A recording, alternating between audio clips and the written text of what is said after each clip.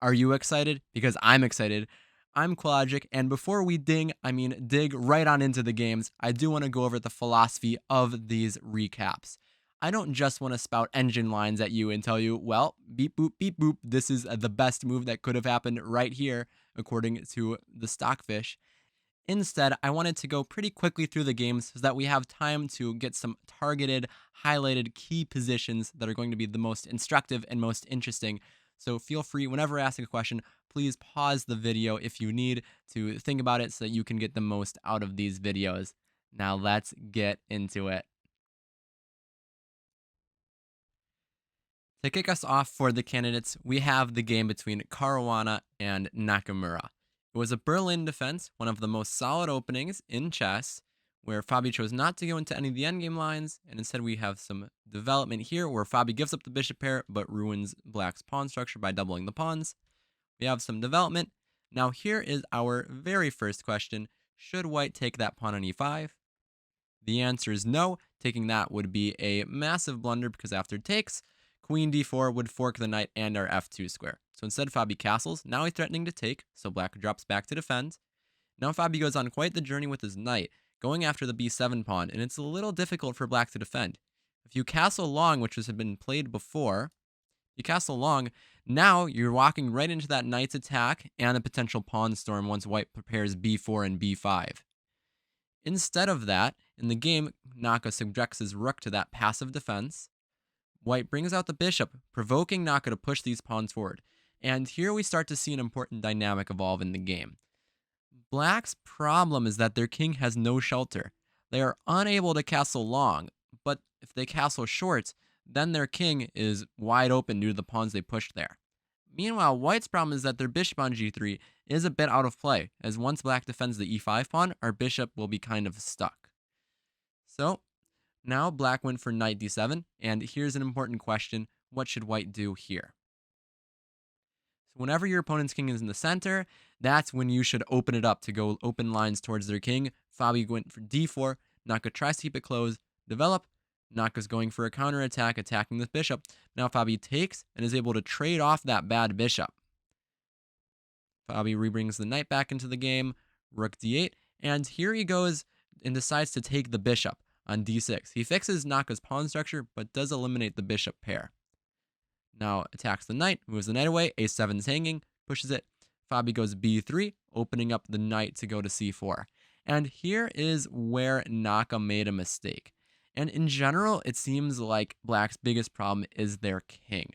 And the best way for that issue to have been solved would have been to at some point go king d7 and bring it to c7, where it might not be totally safe, but it at least has some pawns protecting it. In the game, Naka went castle kingside, but now, where on earth is Naka's king shield? What are those pawns doing up so far? That is not the right place. So, White to move, what would you do? Let's open up the king, f3. If they take, we bring our knight into the attack. So we trade. Naka tries to keep the knight out, but after rook d1, now Black's going to try to use that central pawn mass. But wait a second, Fabi says, excuse me, actually those pawns are weak, and that king over there is still potentially open. Now, Fabi undermines the e4 pawn with, after trading the rooks, c4, going after the e4 pawn. Trade, reroute the knight. And now Fabi brings in the queen. Now, here is an important question. Should you trade queens here? No way. When you're attacking, don't trade queens. So, avoids the queen trade. We have this queen, rook, knight combo that are going to help us attack. And again, this combo will help us attack. Black's king is weak, the e4 pawn, g4 pawn, all weak. Even though we're in an endgame, White still has massive attacking prospects thanks to this combo. So now we see just Naka continuing over and over. Please, please, please trade queens with me. Fabi's not going to let him do it. Knight's not hanging the queens there. Still no queen trade for you, Nakamura. And after a lot of maneuvering around, Fabi's finally starting to advance the pieces forward, grabs the pawn, and is going to be able to deliver a knockout blow soon enough. And here, Nakamura finally resigned. The queen and the king are both hit. If queen g6 to defend both, now there's knight f5, and no matter where the king goes, there are problems. King h7, queen h4 picks up the rook, king f7, knight h4 grabs the queen. So this was a wonderful attacking game by Fabi to put himself on the scoreboard with an early win, and show just how important it is to keep a safe king. This game, we have Radjabov with white against Firouzja with black. And in this game, we can see just how hungry Firouzja is for the wins in this tournament. Because even with black, he goes for quite a sharp opening, very double-edged. It ends up being a Vienna where black decides to grab this pawn and try to support it with b5. And he loses the pawn, but after this pawn on c4 is defended, we have some developing moves from both sides, and we reach this kind of typical structure for this opening. And even though I say typical, it's typical for this opening, definitely not typical for chess in general. Basically, black has given up a lot of their pawn structure stability, with the pawns on c4, c7, and a7 scattered all over the place. In return, though, they have excellent control of the light squares, and that's what Firouzja is putting his hopes on. He wants to put a knight potentially on d5, and he might use this bishop on the long diagonal here to create threats.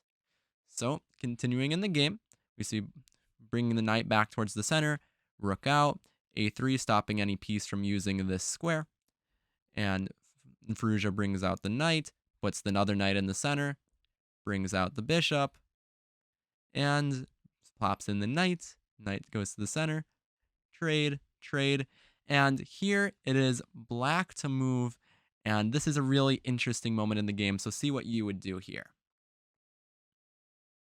Okay, well, the c4 pawn is currently hanging, so knight b6 is a reasonable move to defend it. Firouzja, though, went with something much more creative. He played knight f4, practically forcing white to take that pawn. Didn't they already want to do that? Normally, we wouldn't want to just force our opponent to make a move they want to do anyway, but Firouzja had another idea in mind. After bishop takes c4, he goes for a rook sacrifice, dragging the queen away and getting this bishop.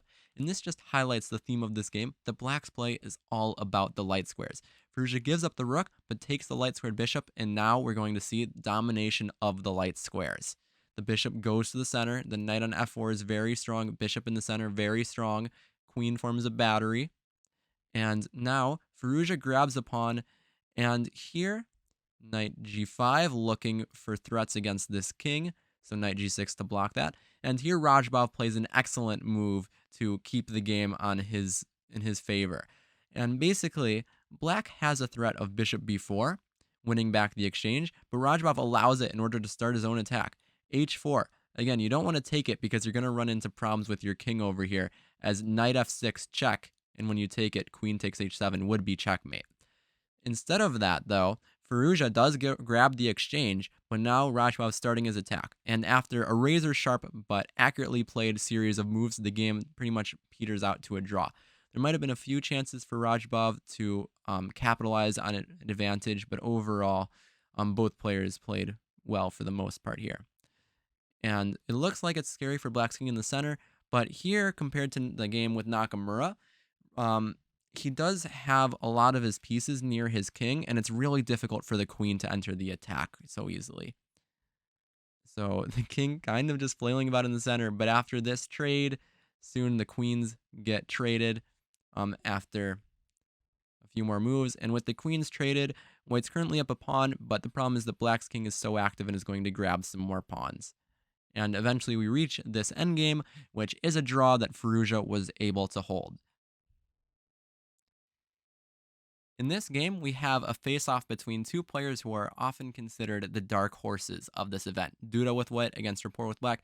It's a Taimanov Sicilian, and although Rapport is known for his unorthodox opening ideas, it's actually Duda who takes the game into mostly fresh waters with the move bishop f4. Interestingly enough, though, Rapport has actually played this move before, but he still managed to get himself in quite some trouble after a few developing moves. Duda gains some place with some space with c4, and now Rapport makes a mistake. And so here, the best move for black would have been to play a move like c5, gain some space in the center, and get ready to develop knight g6, bishop e7 with a balanced game. In the game, though, Rapport plays g6, and it's very often true that you don't want to mix the pawn moves g6 and e6 together. And the reason is that you've weakened yourself on the dark squares. The bishop wants to go to e7 and wants to go to g7, and the bishop just isn't going to be able to keep a hold of all of the dark squares that have been weakened in black's position. And immediately, though, Duda found a way to capitalize on this mistake. So what would you do with white here? So Duda makes goes to make a weakness in Rapport's camp with the move c5, immediately shattering black's pawn structure and further weakening their position. If you take here, your pawn structure is ruined. You might be up a pawn, but those are not any sort of pawns to be proud of for sure.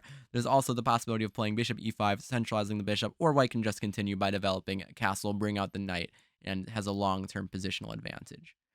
So in the game, Rapport tries for c5, trying to keep it blocked down, but after the next few moves, some developing, and here Duda creates a weakness on c6 that gives him a nice advantage as both sides continue to bring out the pieces, and they reach this endgame. In general, if your opponent has a pawn weakness, it's often smart to trade into the endgame because it'll be easier to attack that weakness.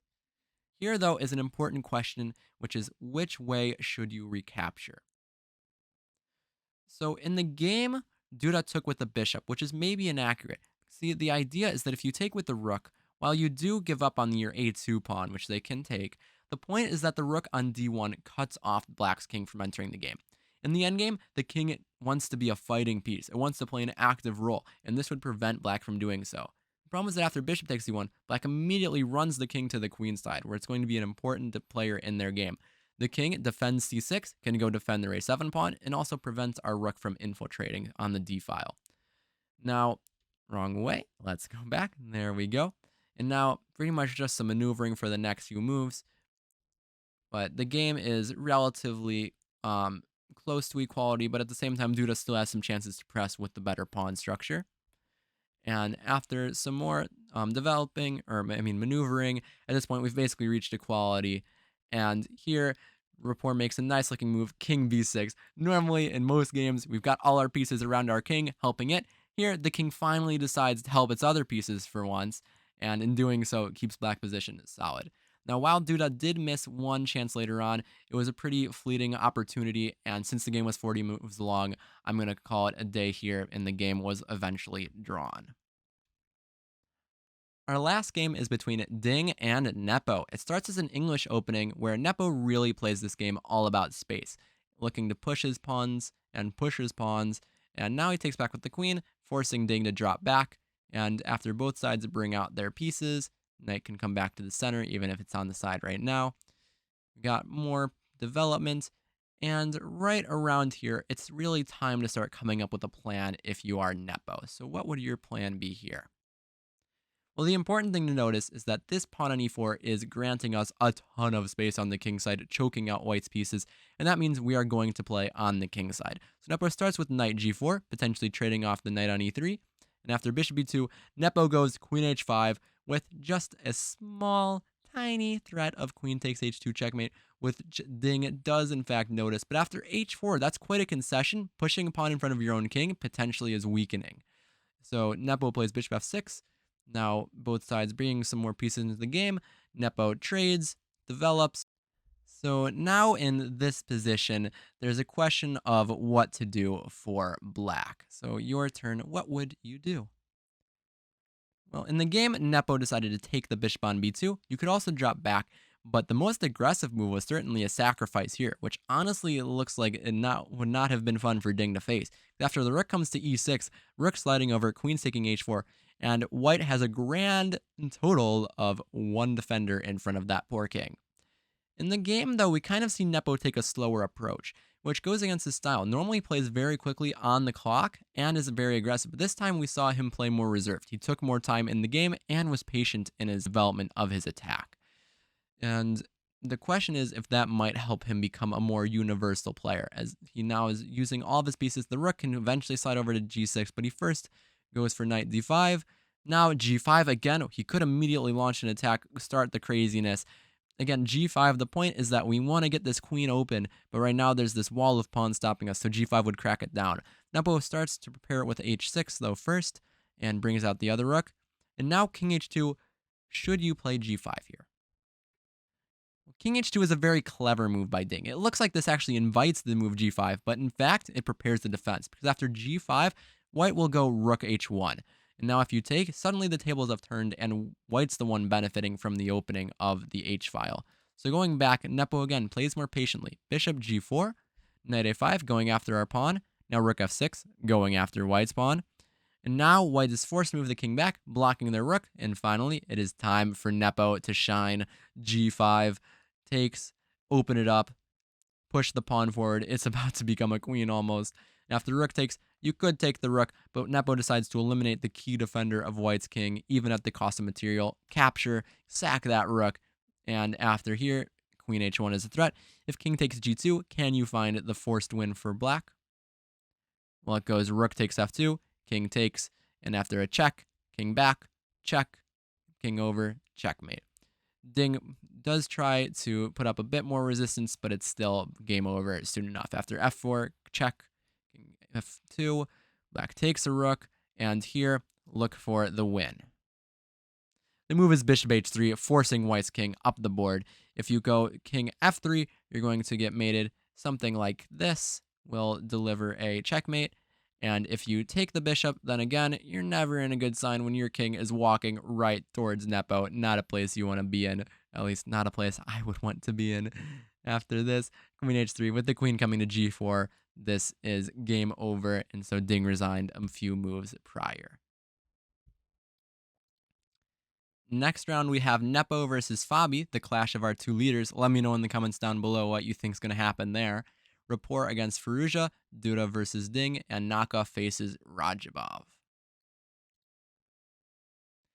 If you enjoyed this video, please like, share, subscribe, and stay tuned for the rest of the candidates recap every day after the round is over.